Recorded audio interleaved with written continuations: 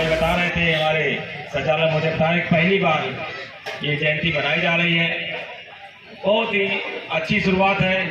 मुझे लगता है अगर इस तरह से हम हर बार जयंती मनाएंगे और पासी समाज, जो हमारा समाज पिछड़ा हुआ है, जो शिक्षा के बारे में ध्यान नहीं देता है, इस कार्यक्रम के माध्यम से हम सभी लोग संदेश देने का कार्य करेंगे।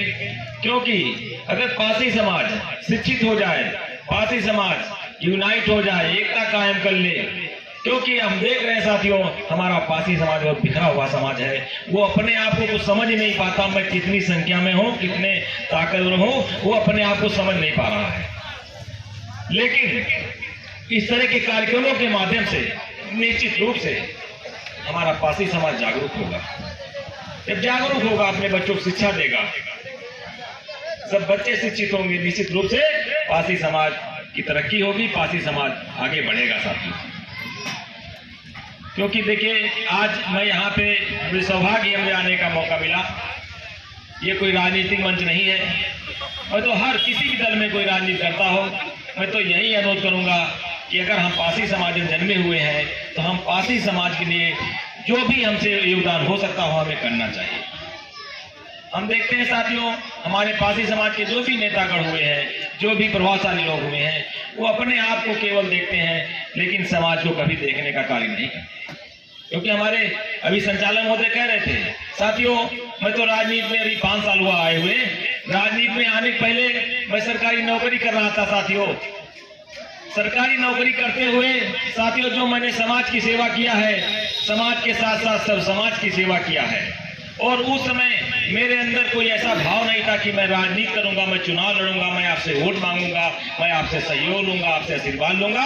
मेरे अंदर भाव नहीं था। मेरे अंदर एक भाव था कि हम जिस समाज में जन्मे हुए हैं, अगर उस समाज के लिए हम कोई अच्छा कार्य कर सकते हैं, मुझे लगता है उससे नेक काम कोई नहीं हो सकता साथियों। हम साथियों बताना चाहते हैं अपने बारे में। हम 1991 में पहली नौकरी ज्वाइन किया और पहली तनख्वाह हमको 2000 रुपए मिली थी। 2000 रुपए में से मैंने 500 रुपए, 1500 रुपए अपने घर के अपने परिवार के लिए रखा और 500 रुपए हमने समाज के जो बच्चे पढ़ते थे हमारे साथ, जो नौकरी नहीं पाए थे, किसी 15 रुपए, कभी किसी 20 रुपए, किसी 10 रुपए, किसी 25 रुपए, हमने फीस देने का काम किया कि अगर सभी लोग पढ़ जाएंगे, लिख जाएंगे तो हमारा समाज आगे बढ़ेगा। क्योंकि हम लोग कहते तो जरूर है कि हमारा समाज पढ़ता लिखता नहीं है। हम क्या अपने आप को देख ले, क्या हम कभी अपने समाज बच्चा जो हमारा गरीब भाई है, उसका बच्चा स्कूल नहीं जा पा रहा है और उसकी फीस नहीं जमा हो पा रही है, क्या हम अपने जेब से 500 रुपए उसको देने का कार्य करते हैं? करना चाहिए साथियों, क्योंकि हम उस समाज से पैदा हुए हैं, उस समाज का अंग है। तो मेरा यही अनुरोध है कि आज महाराजा बिजली पासी की जयंती के उपलक्ष्य में मैं यही आपसे अनुरोध करूंगा कि हम आप संकल्पित हो कि हम समाज के लिए अपना जो भी योगदान हो सकता है स्वेच्छा से हमें करना चाहिए। निश्चित रूप से हमारा समाज आगे बढ़ेगा। साथियों, आप सब लोग आए क्योंकि भाषण देने का कोई मौका नहीं है, लेकिन हाँ, वीरू भाई गए थे घर पे, हमारे बात हुई थी कि यहाँ पे महाराजा बिजली पासी जी की मूर्ति लगाई जाएगी। तो मैंने इनसे कहा था, वीरू भाई आप मूर्ति लगवाने के लिए अनुमति लीजिए, ये मूर्ति का जो पैसा होगा मूर्ति मैं अपनी तरफ से लगाऊंगा, क्योंकि मैं उस समाज का, उसको लीगल तरीके से परमिशन मिल जाए, यहाँ की मूर्ति मैं अपने पैसे से लगवाऊंगा। साथियों, मुझे सौभाग्य होगा कि महाराजा बिजली पासी जी की मूर्ति मेरे द्वारा लगाई जाएगी। और ये मैं लगाऊंगा ऐसा नहीं है, जो मूर्ति लगेगी उसमें हम आप सब लोग शामिल होंगे। कोई सीएल वर्मा के महाराजा बिजली पासी जी नहीं है, सर्व पासी समाज के हैं महाराजा बिजली पासी जी। इसलिए बहुत हर्ष की बात है कि यहाँ मूर्ति लग जाएगी, बाबा साहब मूर्ति लगी, अगर महाराजा बिजली पासी की मूर्ति लग जाएगी, मुझे लगता है निश्चित रूप से क्षेत्र का विकास होगा, क्षेत्र का हमारा पासी समाज जागरूक होगा। पासी समाज जागरूक होगा, निश्चित रूप से अपने बच्चों को पढ़ाने लिखाने का काम करेगा, हमारा समाज तरक्की करेगा। क्योंकि बड़ी विडंबना है, इतनी संख्या में होते हुए हम लोग बहुत पिछड़े हुए साथियों, बहुत पिछड़े हुए हैं। तो मैं यही अनुरोध करूंगा कि हमारे समाज के जितने लोग हैं, जो जिम्मेदार लोग हैं, जो पढ़े लिखे लोग हैं, वो लोग जो पास पड़ोस के लोग हैं, जो लोग अशिक्षित हैं, जो बेचारे गरीब निर्धन मजदूर हैं, उनको जरूर जागरूक करने का काम करें कि आप लोग अपने अपने बच्चों को शिक्षा जरूर दें, क्योंकि बिना शिक्षा के कोई नहीं। क्योंकि बाबा साहब ने कहा था शिक्षित हो, संगठित हो, संघर्ष करो। साथियों, अगर हम शिक्षित हो गए, अगर संगठित हो गए, निश्चित रूप से हर संघर्ष करने में कामयाब हो जाएंगे।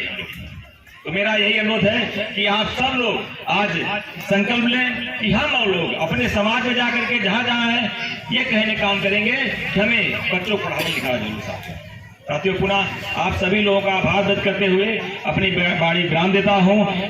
भाइयों ने ठीक से पढ़ाई की, किसी ने पीएचडी कर डाली, किसी विभाग में नौकरी करता है, कोई जो है डॉक्टर हो गया है, कोई इंजीनियर हो गया है, कोई जज हो गया है और कोई सीए हो गया है। हाँ, तो इस तरह से सबने मेरे पीछे ठीक से रिजल्ट दिए।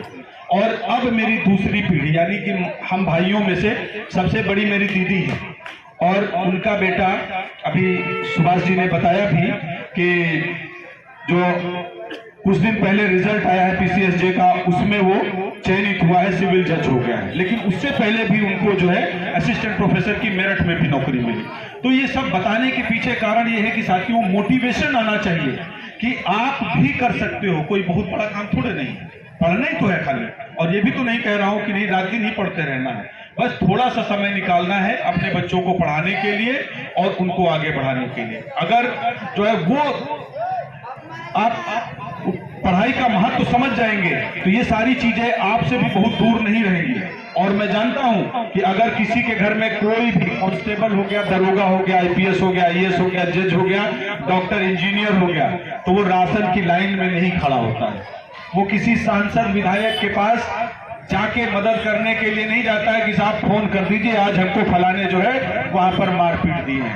वो इतना सक्षम हो जाता है कि वो अपने परिवार की देखभाल खुद कर सकता है। मैं यहाँ पर सामाजिक कार्यक्रम है, कोई राजनीतिक बात नहीं कर रहा हूं। मैं चाहता हूं कि आप लोग खाली और सिर्फ पढ़ाई पर ध्यान दें और अपने बच्चों को पढ़ाने पर ध्यान देकर उनको सिर्फ आगे बढ़ाने पर ध्यान दें।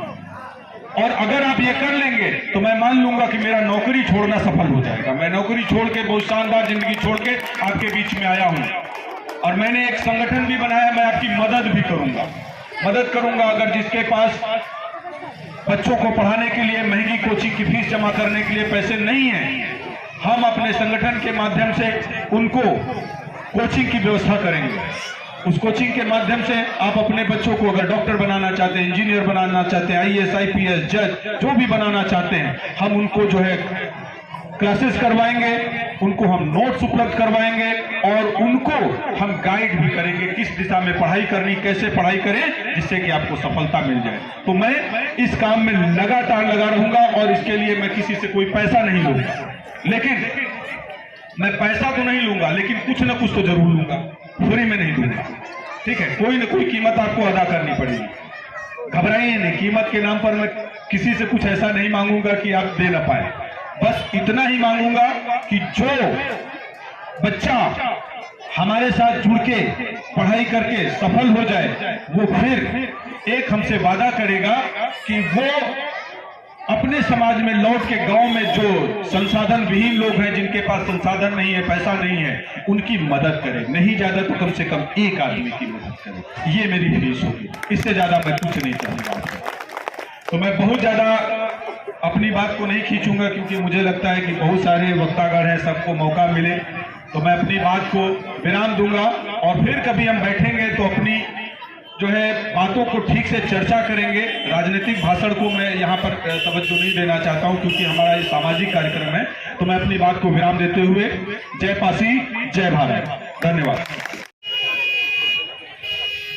सचान कोट के संस्थापक सातन पासी जी, इन सभी महापुरुषों को नमन करता हूँ, श्रद्धा सुमन अर्पित करता हूँ।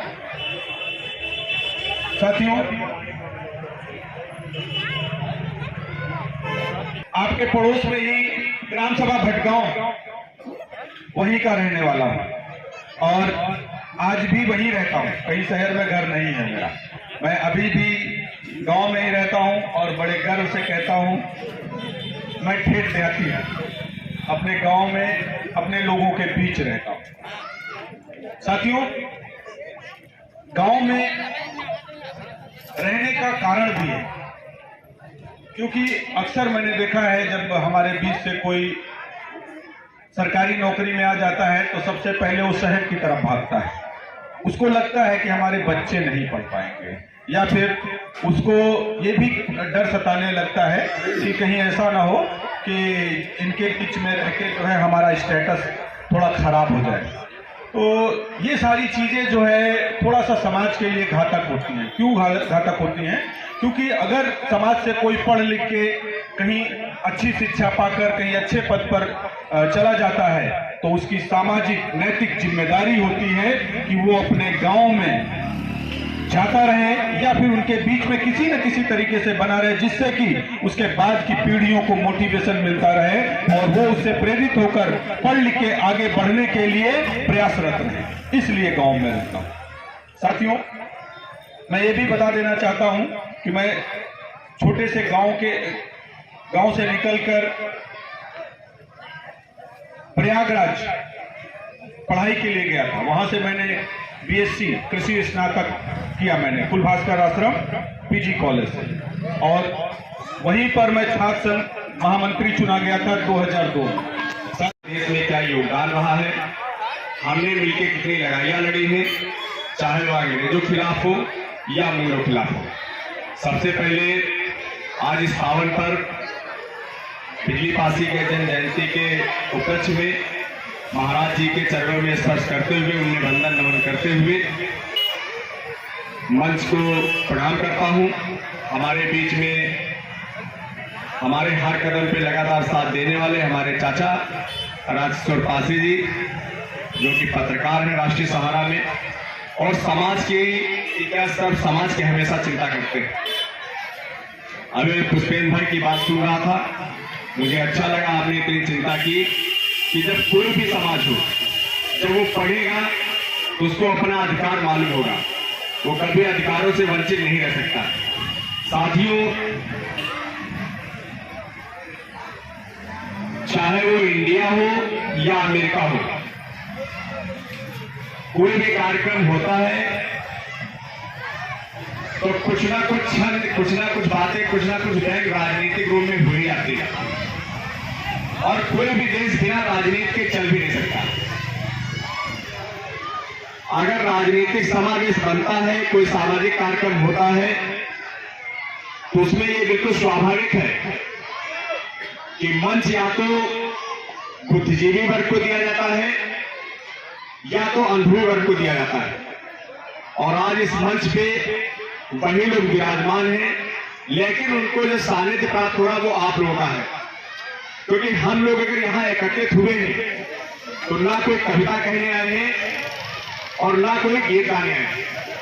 साथियों, जो आज की भौगोलिक स्थिति है, चाहे जिस वर्ग में हो, हम ये नहीं कहते कि हमारे समाज में गरीब लोग हैं। ऐसे ऐसे गांव है, मैं जाता हूं कि वहां पे ठाकुर हो, ब्राह्मण हो, बनिया हो, पासी हो, चमार हो, कोरी हो, धोबी हो, धानुक हो, डोम हो, गडरिया, जो भी इतने ढेर सारी जातियां हैं, इतने ढेर सारे समाज के लोग हैं, उनमें भी गरीब लोग होते हैं। लेकिन कहीं न कहीं वो अशिक्षा का महत्व होता है।